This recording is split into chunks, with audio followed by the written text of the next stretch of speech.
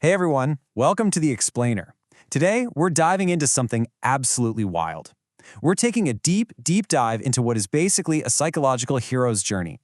We're going to unpack the incredibly dense, metaphor-heavy lyrics of track 8, Trapped V3, Ultra Instinct Sign, from the Recollections of Introspection album.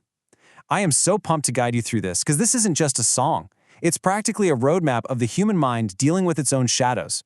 We're going to see exactly how the artist uses vivid imagery to narrate this descent into the subconscious, battle with past trauma, and ultimately pull off a triumphant return. Right out of the gate, we get this line, "With shovel in hand, I vow to dig deep." Talk about establishing a visceral tone, right? We aren't just sitting around passively reflecting on the past here. We are doing heavy manual labor to unearth buried trauma. That shovel is a deliberate, purposeful tool. The artist isn't waiting for memories to just float to the surface. They are actively choosing to break the soil of their own mind. And honestly, this brilliantly illustrates a question we all kind of have to face at some point. It's one the artist challenges us with directly. How deep are we willing to go into our own minds? The artist follows up that vow by saying, "They'll go as deep as I'm willing to know." That sets the stakes for us today. We are exploring the terrifying but absolutely necessary process of radical self-reflection. Okay, let's jump right into section 1, digging into the unknown.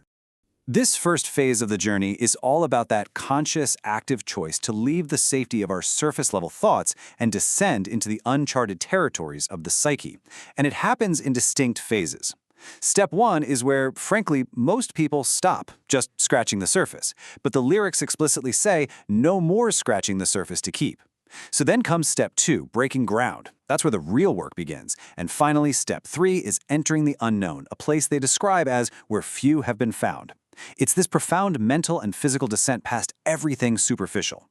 But man, once we hit that unknown, things get heavy fast. The lyrics tell us, "I can hear the echoes of lives lost in time." This perfectly captures the painful permanence of loss. The artist describes feeling the exact moment a connection was lost and realizing that this pain is now permanently theirs to carry. It's not a passing thought anymore. It's literally an echo bouncing off the walls of their newly excavated subconscious. Which brings us to section 2, the weight of memories. The entire tone shifts dramatically right here. That controlled digging we just talked about, it gives way to this chaotic, overwhelming realization of what has actually been unearthed. Confronting the past is incredibly heavy. The lyrics brilliantly illustrate this internal earthquake. Boom, there's rumbling, shaking, things are falling in their path. What I love about this is how these abstract, invisible memories suddenly turn into physical obstacles. The artist actually describes trying to run, fumbling, and actively trying not to stumble over their own memories. It is a vivid picture of mental overload turning into a full-on physical panic response. And this builds into a massive internal conflict. On one side, you have total physical and mental exhaustion, being worn, their body in desperation, barely surviving. The crushing weight makes them want to just stop. Yet, on the flip side, there's this relentless internal drive. Even while the mind is screaming to quit, a voice within says they must press on. They refuse to fall here, declaring they will take back my mental land, even as the whole world crumbles around them. Moving on to section 3, the spark of defiance. We are now at the crucial turning point of this hero's journey. But right before the spark catches, there is a moment of ultimate vulnerability. The lyrics pose a deeply relatable question. What's the point of reliving the past in my mind? I mean, you're lifting heavy thoughts, feeling the burn, and asking why you have to relive all this pain anew instead of just moving on. It really highlights the sheer exhaustion of facing your demons when you're completely drained. But just when it seems like the darkness is going to win out, we get this sudden, pivotal interruption.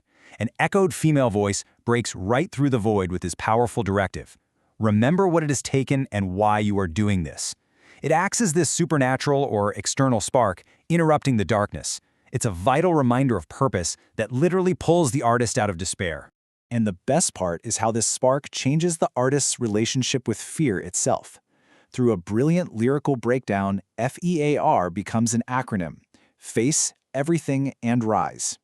This is what the artist calls their last great act of defense. They are no longer running from those rumbling memories. They're using fear not as something paralyzing, but as a powerful, actionable command to plant their feet and confront everything. That takes us to section 4, reclaiming the mental land. So, the fear is transformed, the exhaustion is pushed aside, and now it's time for active recovery and growth. The artist gets their hand right back on that shovel from the beginning of the story, but this time they build a profound botanical metaphor. Time 1, a seed buried in dirt. Time 2, sprouting from being buried. They take the dirt of their past, the very thing meant to bury them, and use it as a foundation to grow roots. And then, time 3, branching out into something nothing short of extraordinary. This right here is the ultimate psychological flip. Throw dirt on me, you're just watering the seed. I thrive on the negativity. By totally accepting and owning their past pain, the artist strips it of its power. If people want to label them by their past, fine. They actually need it.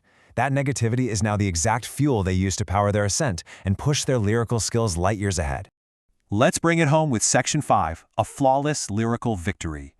The psychological work is done, the mental land is reclaimed, and now we ramp up into this high-octane battle rap energy. The artist is asserting ultimate self-mastery. Notice the rapid-fire imagery they use to flex this newfound confidence. They warn anyone wanting to duel with duality that they are in full Mortal Kombat mode. They boast a sub-zero flow that burns cold and lyrics that explode on contact like a kamikaze drone. It is an explosive, triumphant celebration of surviving the internal earthquake. It's a literal, flawless victory over their former struggles. So, why go through the terrifying descent? Why face the crushing weight of those memories? Well, the artist distills the entire journey into this one incredibly powerful realization. I went through all that just to acknowledge I cannot fold.